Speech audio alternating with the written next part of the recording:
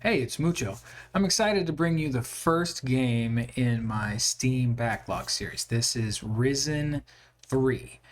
Remember, the reason that we even got here was because Risen 3 just happened to be the oldest game in my catalog. So I'm actually going from my oldest game in my catalog of uncategorized Steam games to my newest game in the uncategorized Steam games. But I didn't want to just focus on that content. I have some other content in my Steam backlog that I wanted to play and get through.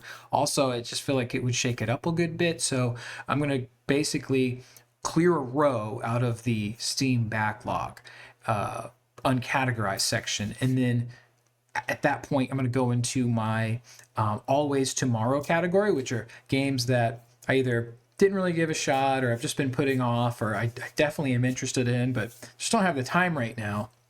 That kind of thing.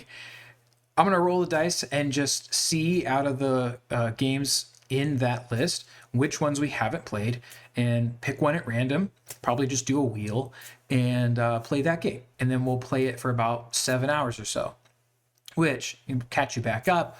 This whole series, the approach is I'm going to play each game in the backlog at least 7 hours just to see, if we get our value out of it and how we really feel about it, form a real opinion on it, not just look at the cover and say that's not for me or that doesn't, vibe with me today, but really get the money out of the investment that we put into the backlog. We buy these games and we just sit on them and it's such a waste. And so I want to get everything out of them that I possibly can. So at minimum, I want to put in an hour a day in a week, right? 7 hours and just see how we feel about it. And at the end, maybe write a review, give you my take, and then put it in a category. Where does it belong? Is it a hard pass? Nope, that was a horrible decision. I should have never bought that game. Or is it my new favorite and I just can't wait to play it again? Or is it something that maybe we'll pick up again? Maybe I'm good with it for now, but we'll pick it up again in the future. That's what we have to make a decision on, and that's where we're trying to get through. Another good milestone activity that we're going to do is once I hit the 20th game, so we really only have like 3 of these because I have really roughly around like 60 games to get through. But once we hit the 20th game, we're going to go into the retro category on my library and just roll the dice and just pick one of those at random and play those for the same amount of time, about 7 hours or something. So we're going to do that a few times throughout the whole sort of Let's Play series that we're doing. But then that's kind of it, for the retro games. In my opinion, with those, there's only so much enjoyment you can get out of those. It's a different time now. I mean, those games back then were just so impressive because they were cutting edge and making strides for that time. But it's the 2020s now, and so games like Masters of Magic don't really hit the same like a AAA title from today, like Clair Obscur or Baldur's Gate 3 or something like that. So I'm actually, I think a better comparison would be a classic RPG Dungeons and Dragons title, like what was Eye of the Beholder. A classic RPG Dungeons and Dragons does not hold the same heat as the new modern Dungeons and Dragons titles. Baldur's Gate 3 being the prime example. But this game, we need to talk about this game. Risen 3. This is by Pirahna Bytes and THQ Nordic, same developer and publisher that brought you the Gothic series. And that's the whole reason that it's even on my library. I played all 3 Gothic games, for good or bad, when I was a kid, and that's what got me interested in even downloading Risen, Risen 2, Risen 3. I downloaded all 3, I believe, played Risen 1, played Risen 2 for some good amount of time, but I never really got around to playing Risen 3, which is why it's in my backlog and why we're starting with it. I'm actually going to, at the end of this, you'll notice, do a compare and contrast against Risen 2. I'll play a little bit of Risen 2 and talk about what the similarities and differences are and what I think about those. But it's not something I'm going to do right away. We've got a little bit of gameplay here to get through for Risen 3. Man, I tell you though, if you dig pirates, if you know about Pirahna Bytes and sort of the clunky charm that comes with their development style and that engine they run. You just like THQ Nordic, you'll probably dig this. However, I'm not going to hold back any jabs that I take at its quirkiness. I'm just not. I can't contain myself. I make no apologies. But without further ado, this is Risen 3.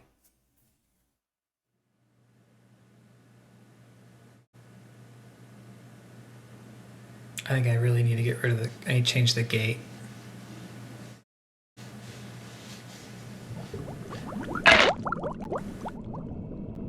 Get that out of the way, looks fine. Let's clip in a little bit.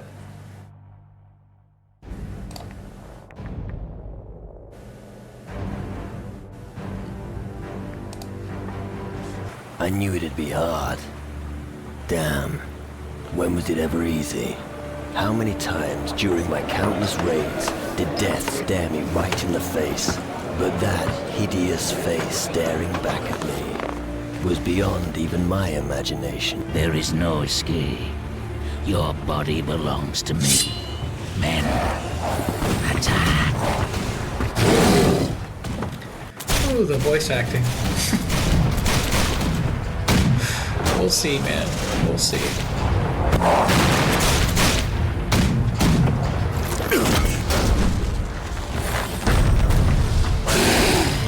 We're being boarded!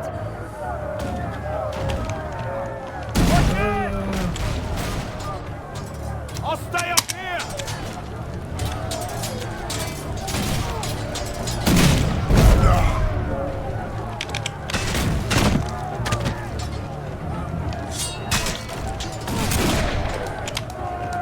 Oh.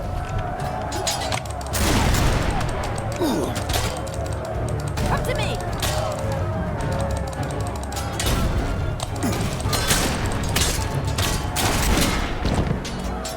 Patty needs your help!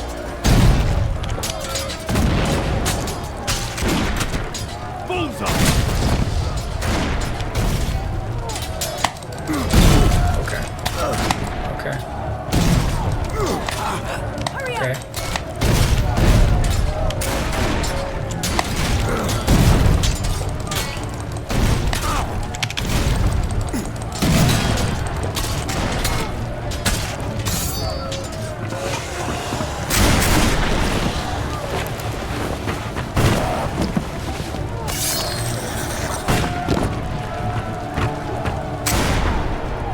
Bastard! Ha!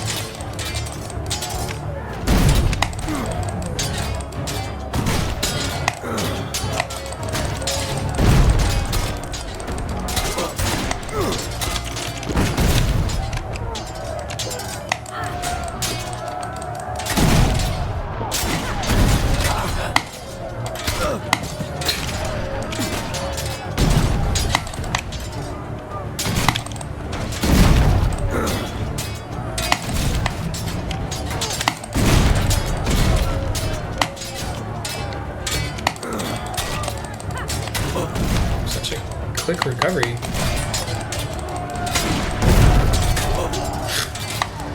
I don't know. Mechanics feel so... I don't know. This is why I didn't finish this game.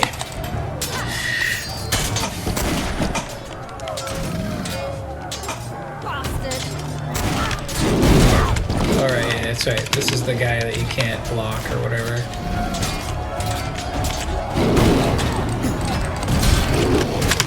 Ah, pain in the dick. Okay.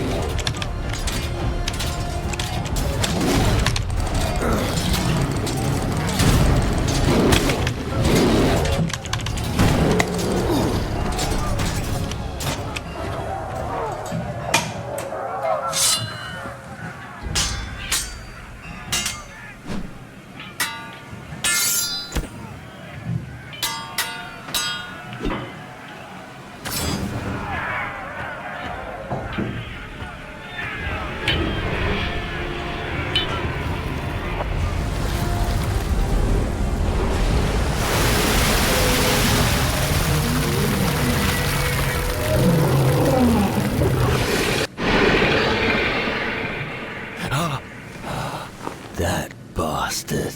Hey, Hey, did you have your nightmare again? it's always the same. The ghost captain? He haunts me almost every night. It's just a dream. Real life is out there waiting for us. Anchors away! Come on, we're here. At the Crab Coast. How long was I asleep? Far too long. Now come on, get your ass out of the cabin. I'll go and wait for you on the shore.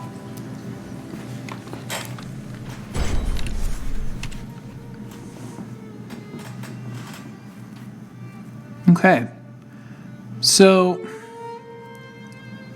the audio that I had in the original take wasn't very good. And I think moving forward, actually, I'm just going to do everything this way, where I just voice over. I've seen other creators do this, and I think it looks and works pretty well. So let me talk to you about kind of what happens here. So, all right, the intro happens, right? You get that horrible voiceover sequence. You essentially, you wake up, you see Patty. She says, "Hey, we're here." He says, "Okay, at the Crab Coast." We just watched all that. Well, you basically just start at the other end of, really like a few frames away from where I started in this clip. You're just on the beach. You walk around, you kind of pick up some clams and some stuff like that, but the whole idea is that you chase the ghost of the pirate captain that you saw, and you start working your way through this jungle. And I'm just, here I'm just kind of exploring, looking around, seeing if there are any secrets or anything fun to have. It's a Pirahna Bytes game, and so sometimes there's really cool things to be had there. Like there's there's little hidden niches and caches and stuff that Pirahna Bytes likes to hide. There might be a dead body somewhere and there's a note attached to it. You just don't really know. So that's something I was kind of hoping I would find. So as you start working your way through, you're going to come across, some of these scenes like this. Things are happening on the island that are weird. You start seeing illusions of the ghost. You're chasing the ghost. It's not a whole lot going on in the starter island. You really take this time to kind of get used to the mechanics, because it's a very clunky combat system. And the intro, you don't get a whole lot of practice. You kind of clunk your way through the opening. You're not going to die. And you probably could. You probably could die, but I don't think I ever ran into that in any of the Risen games. But yeah, basically, in my opinion, you just don't get enough time to really get a feel for how this should go. Later, you kind of learn it's very much a dance, which, this isn't a Souls-like per se, but this is a swashbuckling game. So you use swashbuckling mechanics when you're using a sword. It's just something that you have to get used to. So you do get down, into a point where, you work your way around into this temple.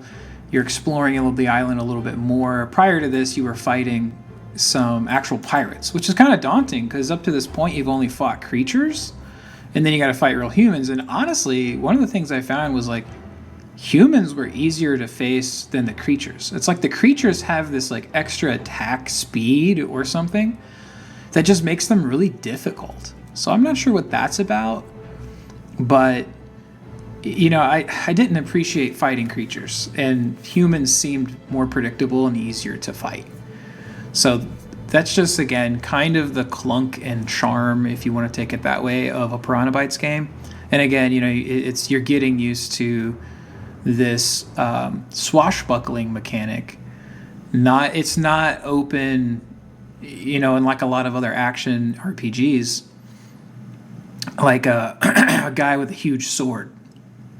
and every one of his hits are just like the most impactful. And you know, you don't have magic powers right away, and you don't have a class per se to play. You literally have to deal with swashbuckling. It's the starting mechanic. It's what combat feels like from the go. There's things like throwing knives and the pistol and certain ranged weapons that you can leverage, but for the most part, you are using the swashbuckling. You're doing the sword. And then look here. Okay, again, Hellhound. Hellhound is probably a more intense creature. It was an easy fight here, but later in the game, I found that they have this pin down mechanic, which is super annoying, especially if you get close quartered. So again, it's just creatures are much more difficult. So this is kind of the end of the intro sequence. You learn a little bit about the story and what's going on. What we see happen here is our soul gets stolen. And Patty and the pirate captain are burying us on the beach, and we wake up. And this guy's name is Bones. I'll just spare you. I'll spare you the voice acting. The voice acting, like I say, it's not great. I would say like the scripts are okay, but the performance, like the timing of the dialogue is weird in some spots. And then the performances just seem like over character. You know, they just seem over characterized, I should say. I think Patty was probably the most well balanced performance. I mean, just seemed normal. You know, it was like a person you would expect to talk to.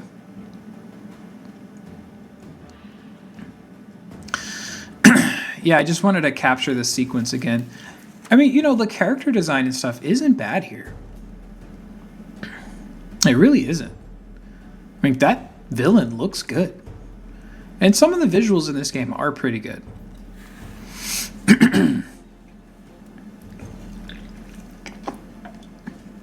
Like the composition on the scene and everything. It's pretty solid. I mean, look at that. Like, even the shot there, you know, for when this game got released, you know, it's pretty decent. And, you know, you can obviously tell I've sped these clips up. I wanted to kind of keep each of these sections to about, 3 minutes a pop here. So I didn't want to I was initially going to make this a 7-hour series broken up into 1-hour clips. And that just really wasn't working out. Partly, again, because the audio capture was just so bad. I intended there to be multi-track so I could have like my voiceover on one and the game audio on the other. And OBS just created 3 tracks of the same mix. So I don't know if I just checked the box wrong or what, but yeah, basically this just didn't work. So let's see here. I think, yeah, this is just, it's more dialogue. I didn't want to capture it. Something I did want to show off is like, yeah, you're not hearing the dialogue right now, but I've got this clip sped up, and this is how long the dialogue takes. So much of this game is just sitting in dialogue, like just waiting for these voice performances, which, like I'm saying, aren't the best. And that can be kind of grating. But if you can get past that and you can pay attention to the story, I ended up finding that the story was pretty engaging. The story is actually not that bad. I mean, again, some of the voiceover performances and things were a little weird. I don't know if I love those,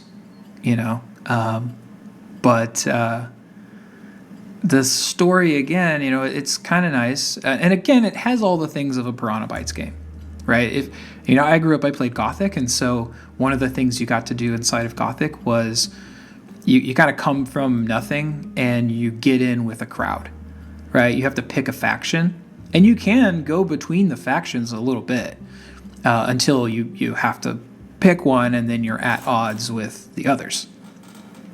And you can do that in this game too. It's structured the same way.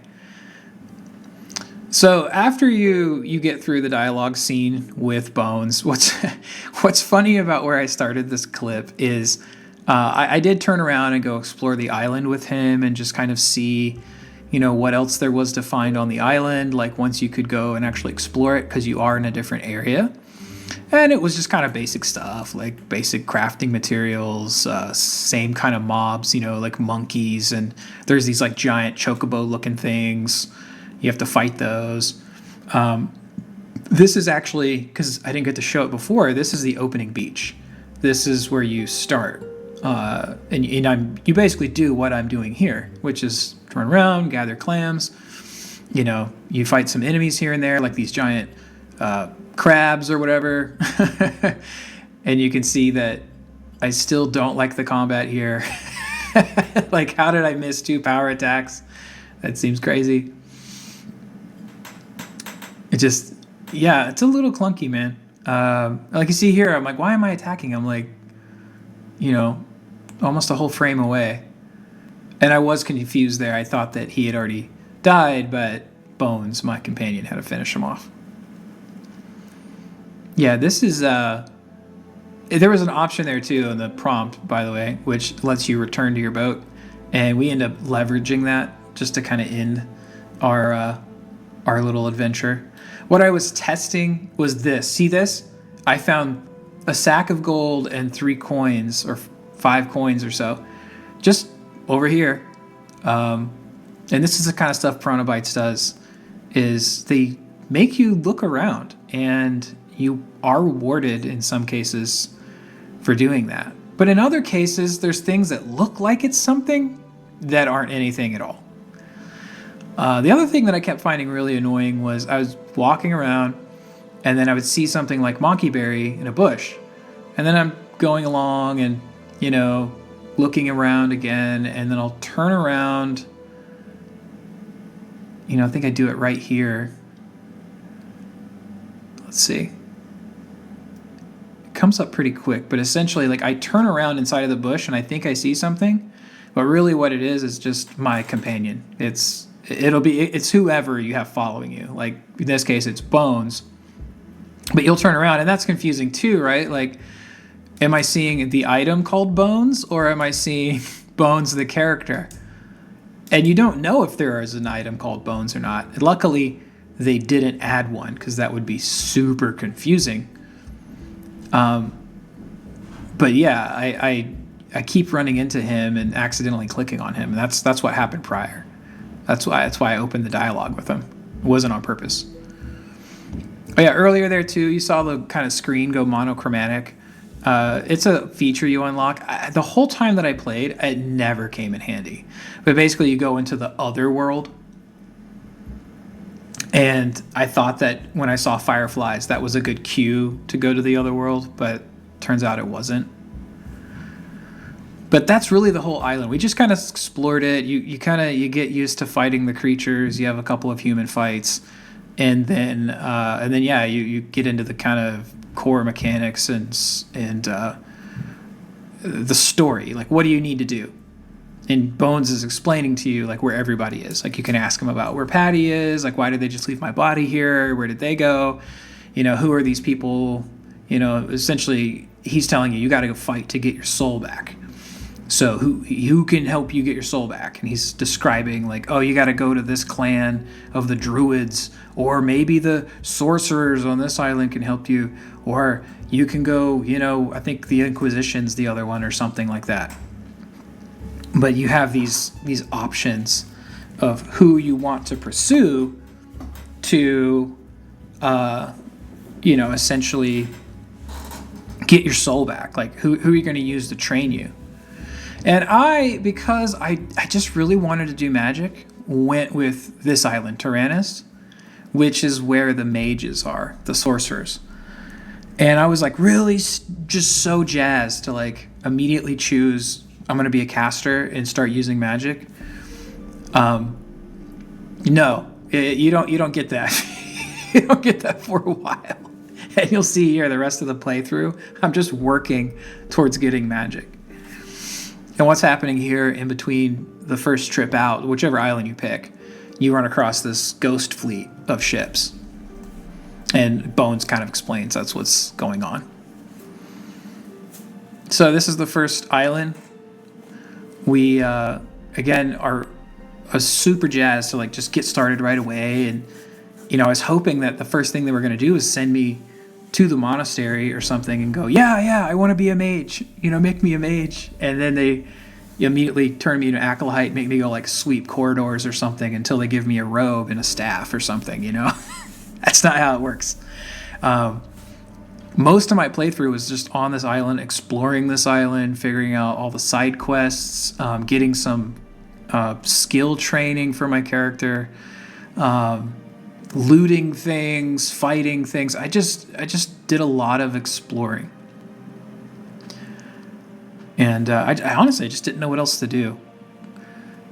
I mean, it guides you. You have a very big quest log. You get to see it a little bit later. But it's massive. I mean, there's every little mention. So yeah, eventually, right, I do have enough coin to go talk to this guy, who is my main point of contact for the main story. He's going to escort me to the sorcerers, you know, and we're asking him about that. Can you take me to the sorcerers, right? But we also find out that he has training, and we start pricing out the training.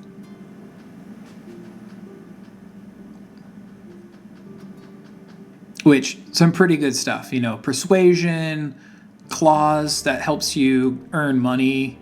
So it's kind of a worthwhile investment. You spend 500 gold to be able to harvest claws off of regular mobs. There's not a lot of information. Like, it just kind of generically says what it does. I kind of found the skill system to not be very good. It was kind of it's disparate because you require external training for everything, and everything has a stat. Oh wow, I didn't realize my wipe was that bad. I apologize.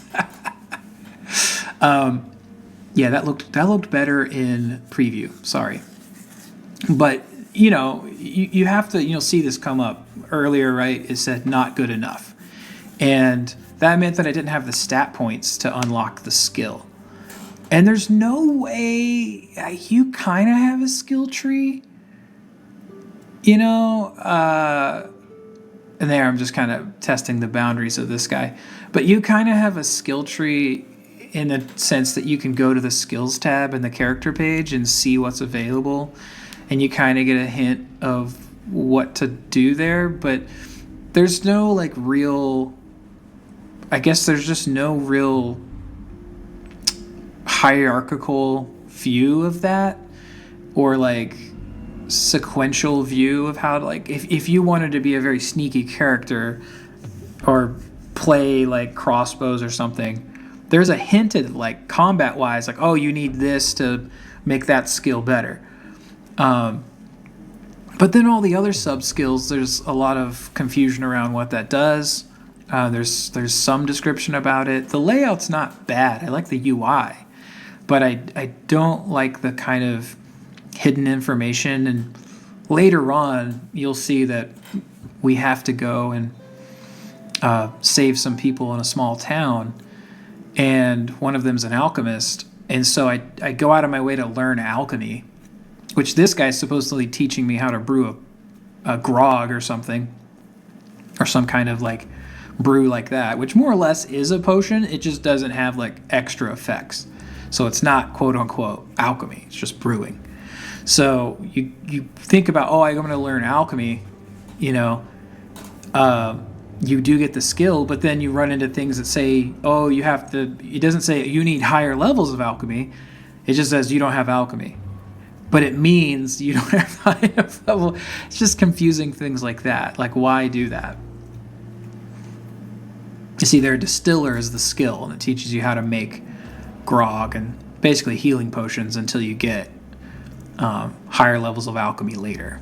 And I'm just kind of looking at the skill tree here. See, like, this is laid out really nice, and it kind of explains to the side what each one does, but there isn't a full understanding of like what those things actually are and how those skills and I guess abilities really translate in the world. And then again, you have to go find the trainer for it.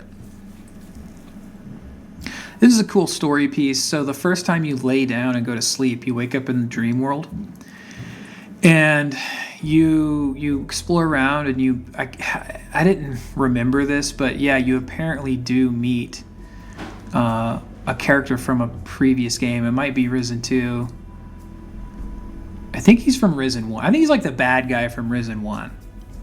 Might be Risen 2. I don't remember. But he's from one of the past games, and if you had played the other two ahead of this might be a more impactful moment. But for me, I was like, oh, this is just some weird dream. But, I mean, kind of a neat sequence, Like this was kind of, I think, if I'm not mistaken, I have to look it up. But this might have been around, like, Fable 2? Fable 2, Fable 3? You can kind of recognize, like, this is where game engines were. These were some of the effects you could readily do. And, it has a certain spark to it, I guess.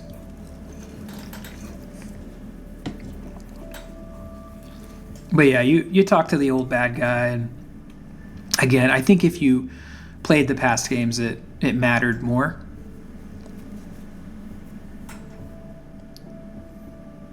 But yeah, this ended up just essentially adding you just get another side quest on top of another side. Just all these little things that you run into, you just start finding all these random side quests to do. And like, yeah, experience is actually a mechanic called glory. So you don't get experience points per se, you get glory points, right? Which, okay, I don't know why my wipes are doing that. That's super weird. They're like cutting back and forth, so... Anyway.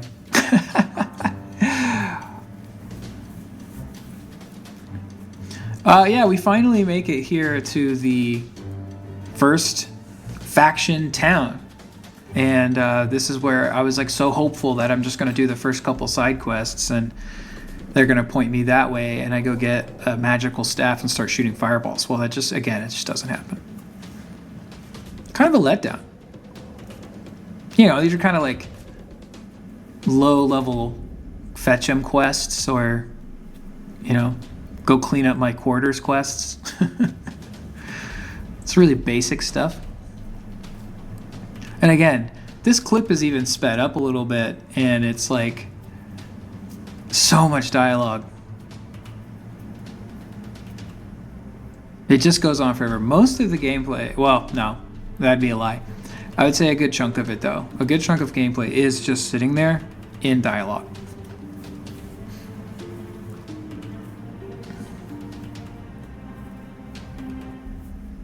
I've actually got the game soundtrack running in the background. So this is music from the game. Again, I had to trim out the game audio here because the game audio unfortunately got mixed down with my voiceover while I had to stream this. Yeah,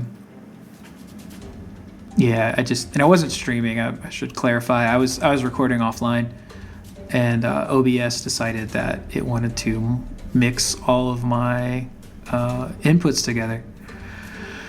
And they weren't very good. I was still dialing in my compressor and some stuff, so it just didn't turn out very well.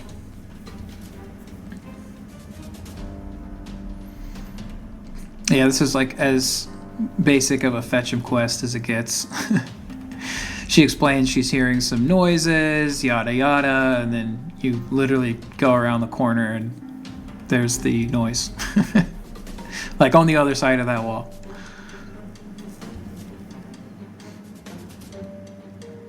And, I gotta give it to Pirahna Bytes for including game characters that were unique enough. I mean, I feel like at least the female characters there, that lady looked like a kitchen maid, you know. She doesn't look like Patty. Patty looks like a hot pirate chick, you know. This lady's not a hot pirate chick. She's a kitchen maid. So it makes sense that she looks the way she looks. But you'll find that like most of the men are kind of designed the same.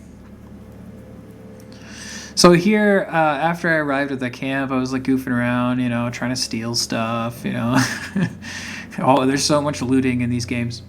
The whole time, apparently, I've had, and I don't know if this was from a DLC or something, but like I've just had this armor in my inventory the whole time. I didn't bother because, you know, when you wake up with nothing, and previously you had a pirate's garb on. But yeah, I didn't even know this was in here. So it took me until I got to here to realize I had it on. Which improves things a little bit and helps with fighting because, you know, again, I don't know why this is transitioning this way. It's a really weird way to do it. Wasn't doing that on my preview. The armor did help with the fighting. I was taking hits a little better, but I also kind of figured out the rhythm here. You can see that like working together with Bones, and I have him wait there. Specifically, by the way, so that he doesn't fall. I just didn't want him to get in the way. But yeah, I'm like, okay. I guess this is... Okay, I'm confusing it with another time. Nah, you can see he went down correctly. He didn't fall and pass out for a second there. Yeah, he found the way down. So the AI is not horrible. But yeah, you can see here, even in this like multi-critter fight, handling it okay. You see I'm holding an axe now. It was just a big upgrade for damage. So between that and then like the slashing weapon buff that we have from the clothing that we're wearing and some of the other things, it was pretty good. You know, it really helped. And that's good. Like you want to feel the power fantasy a little bit, like as you find new weapons and upgrades and do any kind of crafting, like you want to feel that. And you kind of do. You kind of get some of that. But yeah, here, I mean, I was kind of getting into the rhythm of it, and it's definitely a rhythm. It's definitely, you have to, I was going to mention like Souls-like games. Like Souls-like games do kind of have a rhythm, like just depending on what it is you're using, you know, what kind of equipment you've got, like what your loadout is. But it's not a smash the button repeatedly, do lots of damage, wash, rinse, repeat. You have to be strategic about how you play. In this game too, again, like even though I'm on an axe, we still have these swashbuckling mechanics. You know, like I have to figure out attack timing. And what it really comes down to is like being able to click through the combo. So click now, click now, click now. Okay, you get 3. You don't get 4, you don't get 5 until I guess later you do. But yeah, you're gonna go in with a charge attack and then keep up on your combo. Click, click. And I would have had a third, but I knocked him out. Okay, that wipe was perfectly fine. Some of these renders, man, I don't know what to tell you.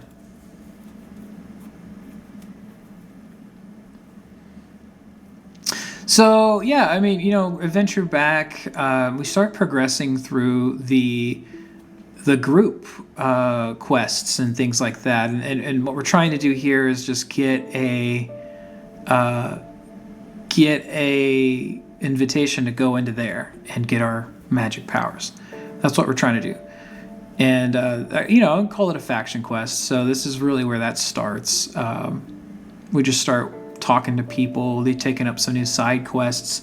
As many people as you help, you know, it always helps with the faction alignment. It's very similar to Reputation in like an MMO or something like that. Again, this is just classic Pirahna Bytes games. You know, you gotta earn your keep. So you go and you do the fetch quest. You do the go kill the mobs over here quest. You know, you go help my citizens quests. This kind of thing until you're proven worthy to come in there and actually move on to the next thing. And then here's a look at that log, by the way. You can see what I'm talking about. This thing is massive. It keeps track of just like every little thing. You know, there's stuff like every zone has zone quests. There's a quest for recruiting different crew members. There's the main story quests. There's just so many quests. It's kind of insane. It's a lot to keep track of. Like, I don't know if I would want to go back and 100% this game. It just seems like a lot to do. It also seems like some things might be missable. Games like this often have those kinds of mechanics where, like, you can accidentally kill a character, unfortunately. But yeah, here, you know, this is kind of part one of the major fetch quest for the Alliance, getting into the mages. We're having to run around and go talk to the troll here and help him resolve a problem. We did clear out a mine just as we were exploring the island, which helped us out. So we were able to use that to just quickly resolve this problem, move on from this part of the quest.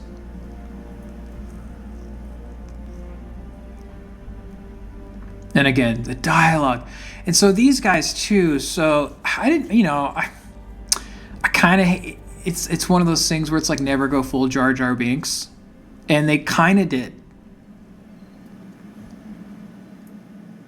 They kind of did. Yeah, again, my wipe acting really weird there.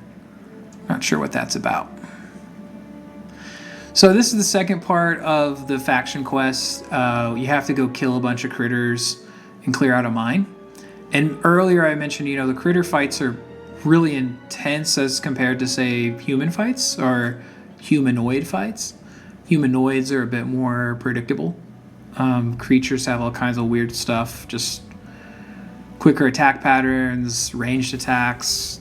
Humans can too, but you kind of see those coming versus critters. Critters just, shoot stuff at you.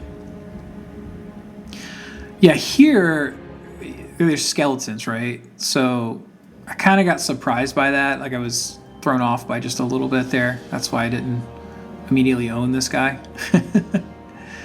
And there you go. This is so annoying. Hellhound, this is what I mean, in tight quarters. Look at this. Constantly getting stunned and knocked down, and he pinned me. It's not the best thing ever. This creature attack pattern, simply just not fun. As you can see, like, the AI for these is kind of smart. Like, they flank me all the time. But I had to get them into open area because just fighting them in tight quarters was bad. But, I'm not mad at that at all. I mean, if I can execute strategy of move them to a different area, and that's a way that I can win. Not cheese the fight, but like just change the dynamic a little bit, then, that's cool. You should have a challenge like that and be able to use your tools to figure that part out, right? So look there, another Hellhound, but this time way more comfortable with the combos, and he was a bit more of an open area. So I had a lot easier time fighting that one. But yeah, we're basically just clearing out this mine. You can see as I was going around taking out these bad guys, skeletons, hellhounds and stuff, we were getting, progress popping up on the screen. And here, okay, this drove me nuts. This totally looks like a place you would hide a cache of goodies or something, right? But you couldn't get up there, no matter what you did. Didn't make sense.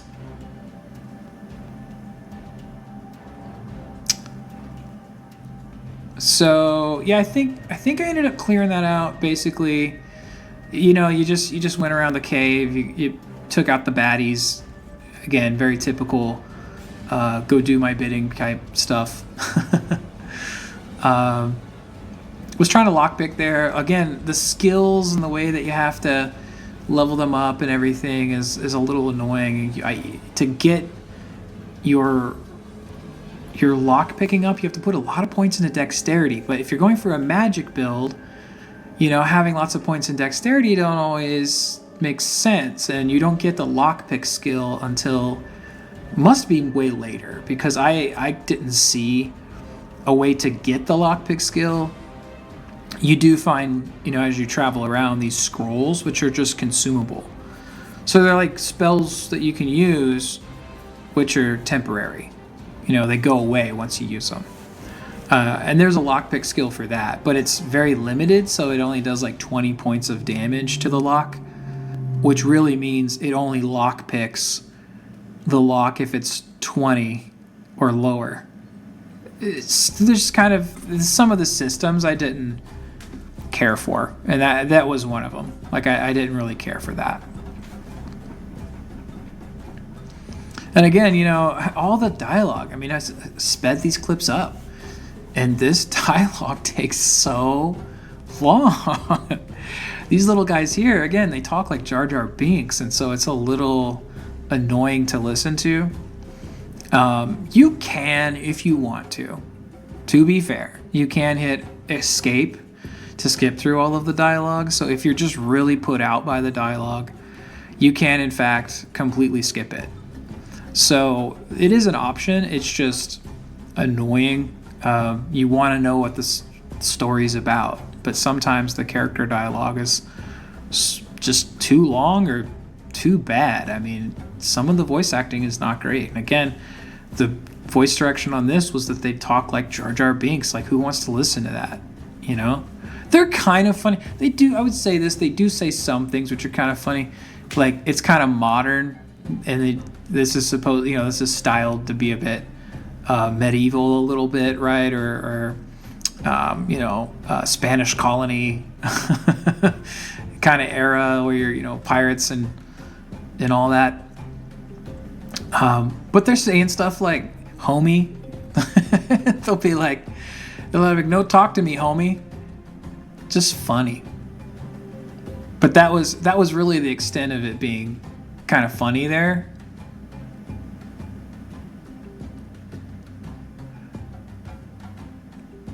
Yeah, here I'm just going around talking to these guys.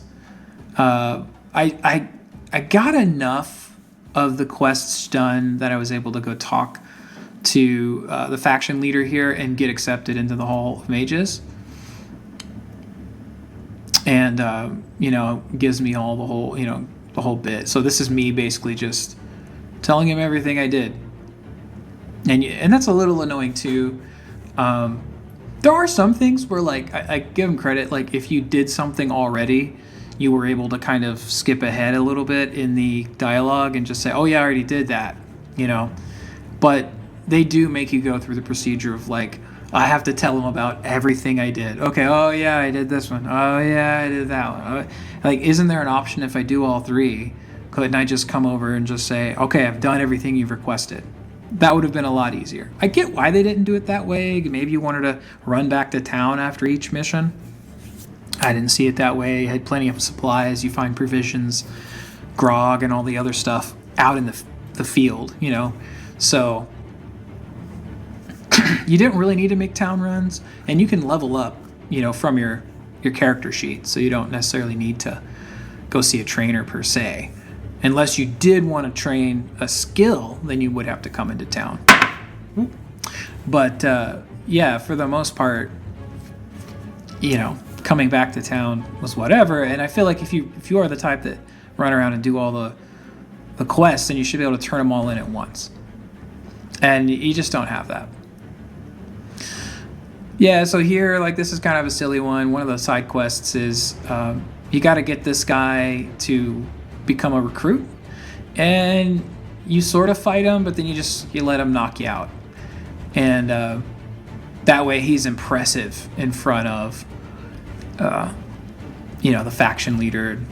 You convince him to let him join up, which later allows you to go and recruit a crew member for your ship, because later on you do get a ship. I never got to that point, and the reason why is because there's another side quest that you have to do in order to get access to the ship. So you have to get to this, and then there's his, I think that's his dad, and he's the crew member that you're looking to recruit. And he'll say that he'll join you, but he's only going to join you if you have a ship. So put a pin in that one, right? So essentially, after I turn my quests in and I tell the faction leader I'm ready to join, he goes, "Oh, do you have any unfinished business?" Well, it turns out we do. Turns out we have to come all the way down to here and talk to the pirate leader.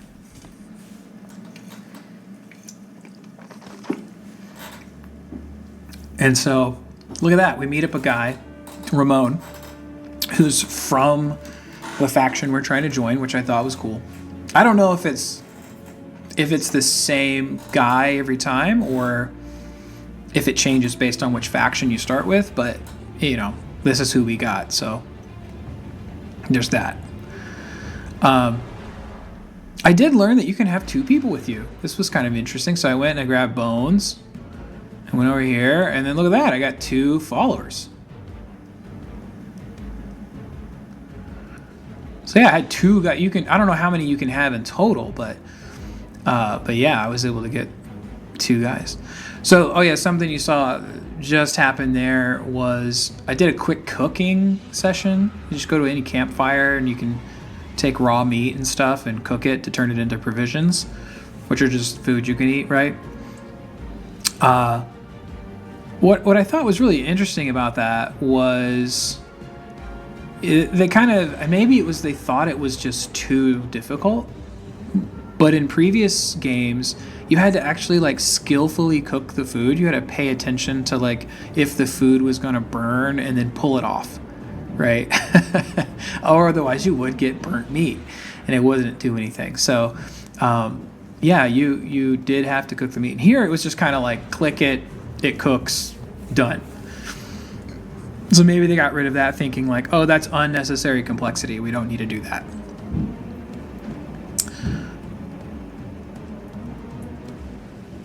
I don't even remember why I fought that guy. I don't know what that. I don't remember what that was about. I think I was just goofing off. But yeah, I was just looking through Alvarez, who's the pirate captain. I was looking through his house and just looting the house first. But yeah, this is kind of the beginning of this sort of main quest. He wants you to rid the island here of the Hellhounds.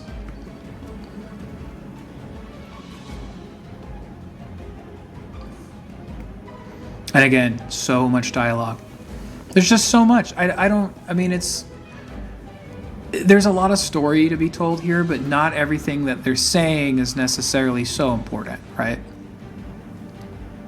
Yeah, again, I don't know why these cuts work the way they do, but we're learning. I'm using, if anyone wants to know, I'm using Caden Live.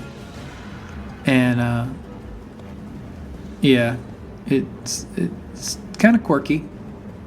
So yeah, here I'm looking at the cauldron and stuff, trying to use the alchemy that the cauldron requires, and I do have it, but it wasn't letting me. Okay, so that was lockpicking. You've probably seen that a few times. I don't mind the lockpicking. It's not bad. It's kind of easy once you figure it out. It's essentially like swipe all the way right and then swipe back all the way left, and then maybe you have to go to the middle first and then do the last 3, or do the last 3 and then do the first 3, something like that. It's not that bad, but I did like that they took the time to put that in there. It wasn't horrible. But I just don't like the system of like, I'm in an early part of the game and there's chests that I can't open, which, by the way, none of the chests that I picked, as far as I can remember, were miraculous. Like, I don't think I opened one, like after leveling up my lockpicking and got like a god tier item or something that was just leagues better than what I already had on that I found on the ground or got as a reward.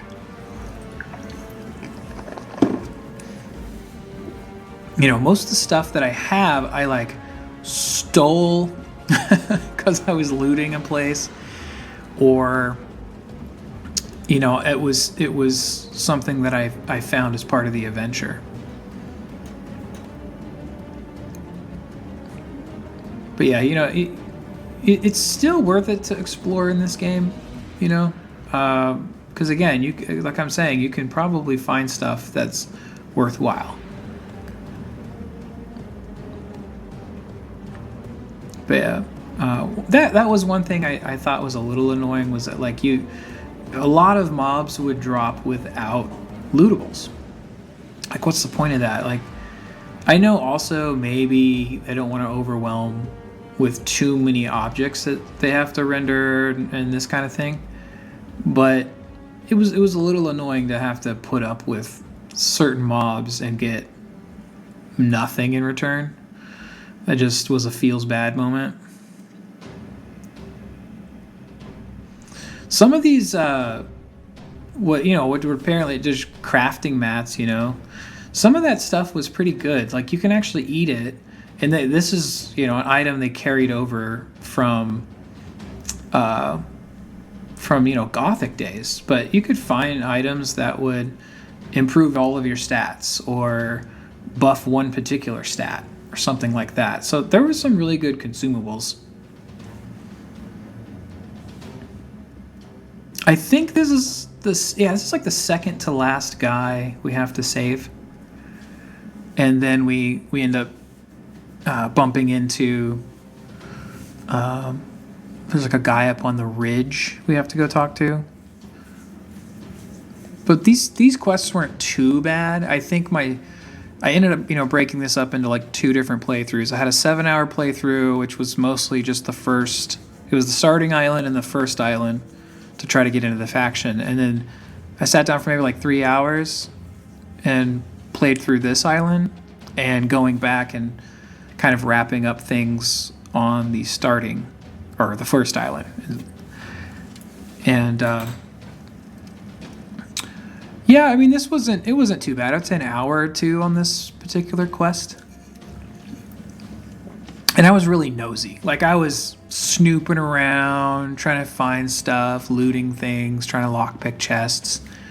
You know, actually talking to the people to figure out what the story was here. There was even, I don't show it in the edit, but there was a guy you bump into like at the tavern, who I guess is like a core crew member. You know, he's another crew member you can recruit, but some kind of bard or something.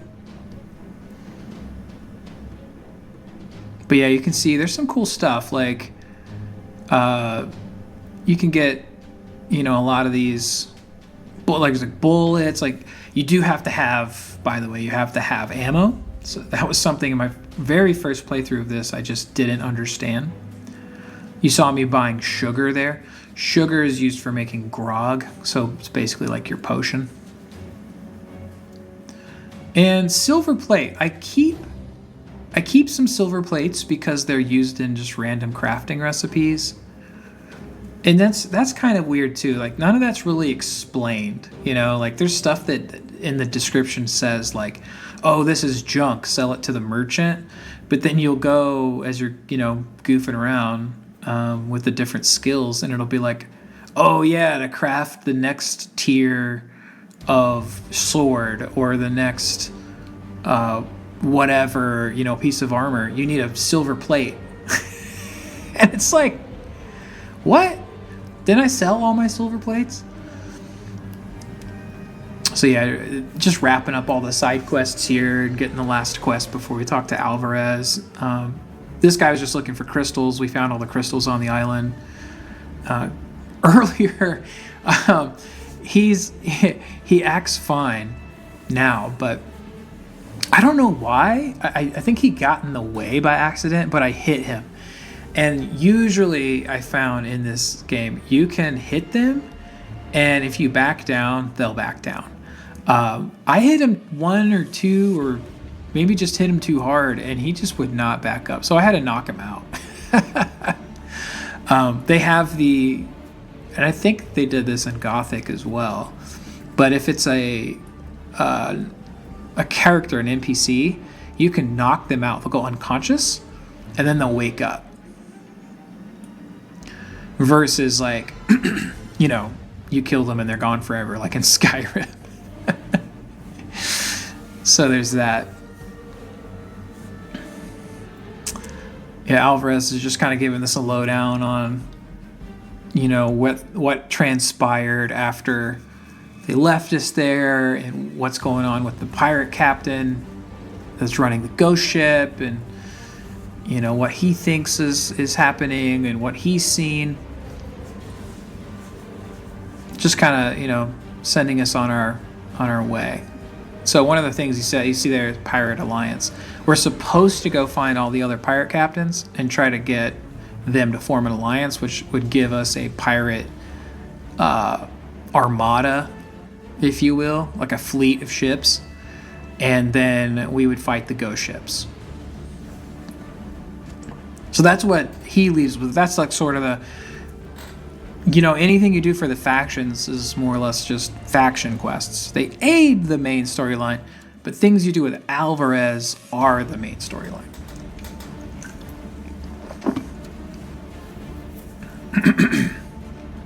Yeah, we'll see. We'll go over here and we find this guy. Earlier in the tavern, I did, you know, figure some stuff out here. You know, he got his stuff stolen. We found some of his stuff as we were looting the village, and then, you know, he says, "What do you want in return?" "I don't have anything." And we ask for a sock, and then he ends up giving us liquor and gold. And I thought I got robbed there, so I knock him out and take his money. See that it says unconscious. All right, so here we actually go back to the first island, and we're talking to the faction leader at the Mages Guild, if you will. And I think it's called Tyrannus or Tenaris or something like that. And yeah, we're talking to him about letting us into the guild. Now that we've officially denounced, you know, being a pirate.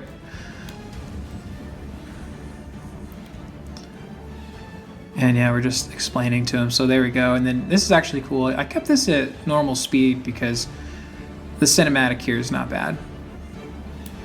And you can see there we get the class points. We get mage 20 points. Yeah, it's an alright cinematic. It's a little bland, but really what it is you can kind of see there on my left wrist, I have a gauntlet. And then when I turn around, I'm going to have a thing on my head. I think after the cinematic. You get like a looking glass. It looks a little weird. But apparently it's like astral vision or something like this.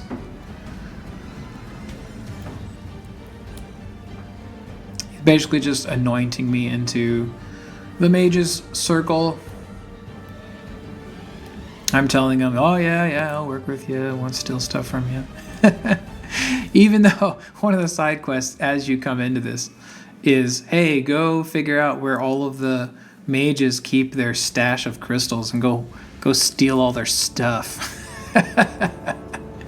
So you can be kind of chaotic, you know, in how you play this. Yeah, there you can see I got my little reticle on. Yeah, I wasn't in love with that. I think it's necessary. Yeah, it's necessary if you want to cast certain kinds of magic. That's what I understood. There you go. See, cadet's armor. That's the chest plate I'm wearing now. You don't get any. You have to like slowly, you know, progress to get other pieces of armor until you kind of like Skyrim. How like, you know, you go do one quest, you get a robe and a staff, and you go to this one, you get some spells, and kind of on down until Eventually you become the Archmage, and you get the Archmage robes and the Archmage staff. So this is funny. Again, I don't know why I went reverse. But I start fighting. So I've unlocked here. This is crazy. Glove power. You could tell I don't have a resource, right? There's no mana. So you just get, like, you just use this power glove like a sword. I mean, it's insane. But that was really it. Like, I didn't get into too much else after this. I felt that the point that I had reached here was good enough. I got to play with the magic. I got to do the faction quest. I got to see a lot. I spent 10 hours in this game. So there's quite a lot left in this game to do. So I did want to break down kind of what I thought was great, what I didn't like about it, and then just sort of go over that really quick.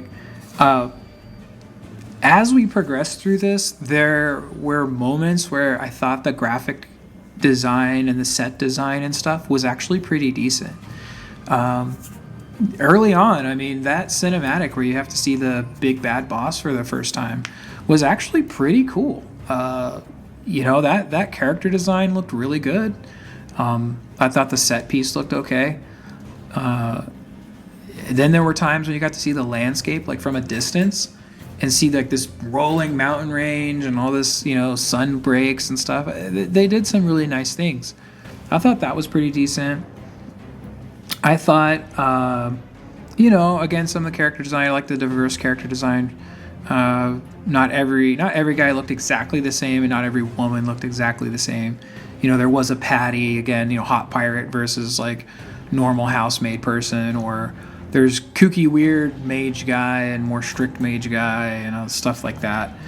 The little goblin guys, troll guys, I could have done without the Jar Jar Binks voice, but it wasn't so bad.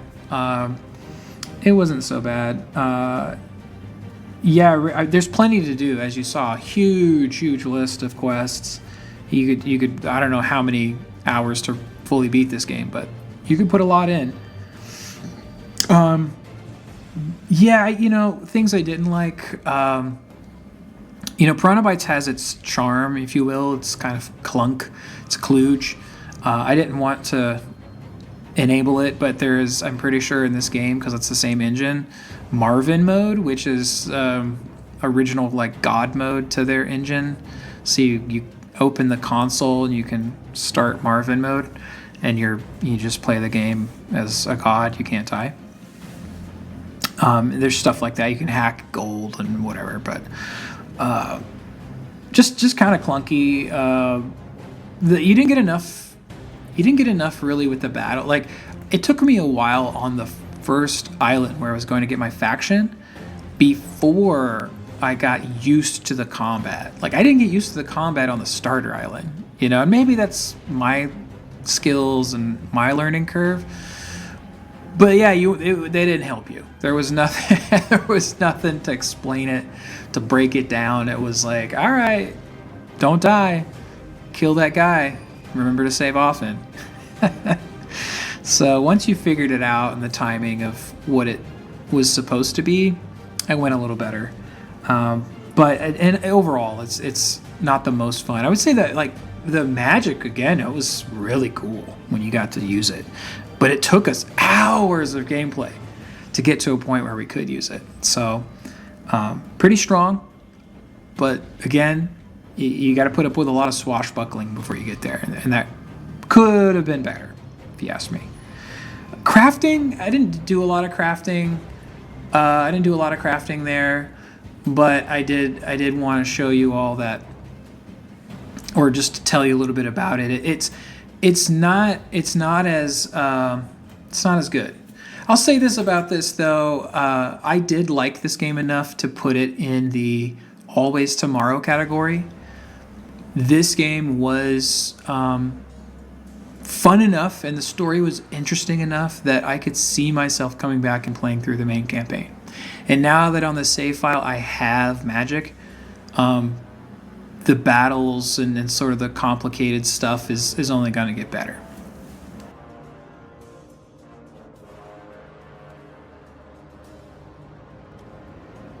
yeah, you know, the game really stands out to me as, again, and I have the experience with the Gothic series, and I did play the other two Risen games. So, it to me was a good enough time. But you can see I've got a lot of other games to get to, and we're going to do that in this series. So you can see there's Risen 2. All right. We're going to do it again. We will, promise. But look, I mean, always tomorrow for this game. I feel pretty good about it. Like, I can definitely see myself coming back to this. But I do want to at least, I did play quite a lot of Risen 2 already. I think I have like 19 hours into it. And I will at least put up like an hour or so. I think I ended up doing 2 hours. And I just wanted to contrast what the difference actually is. So on the next one, you will see me do that. So thank you. Please like, subscribe if you're digging what we're doing on this channel, so you can keep up with the Steam Backlog project. See me get through the 60 games. We will do it together, and I hope that you start on yours soon. It's Mucho out, and I'll see you on the next one.